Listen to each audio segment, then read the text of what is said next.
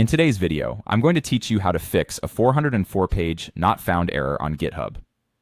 Many users experience this common issue when hosting their projects on GitHub pages, so you're not alone. Let's dive in and get your site back up and running smoothly. First things first, you'll want to navigate to the settings of your GitHub repository. To do this, go to your repository's main page and look for the Settings tab, which you'll find at the top menu of your project dashboard.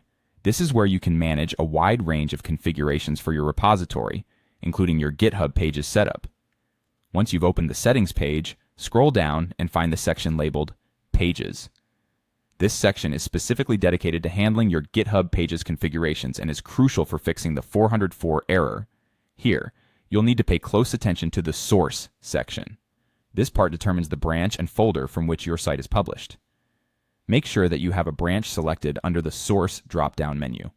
Typically, this could be the main branch if that's where your site is hosted, but it might be different depending on your project's setup. Ensure that the correct branch is chosen because GitHub Pages needs to know where to retrieve your project's files from. Next, you'll see an option to choose between the root directory or a specific folder like /docs. This component is equally important because it specifies exactly which folder or directory contains the files necessary for your website. If you've been using a specific folder to house your documentation or site files, select that from the drop-down menu. Otherwise, stick to the root if that's where all your necessary files are located. After confirming both of these settings, the next step is to simply click Save. This may seem trivial, but it is a vital action that ensures your adjustments are applied.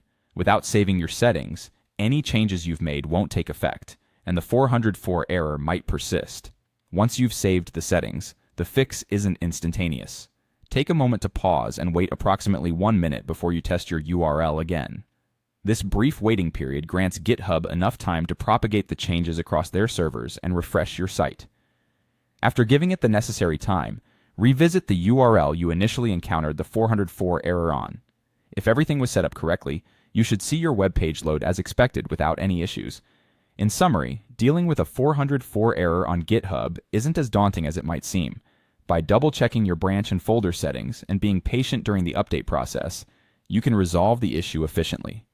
Thanks for watching, and I hope this guide helps you get your GitHub pages up and running again. If you found this tutorial helpful, be sure to like and subscribe for more technical guides and tips.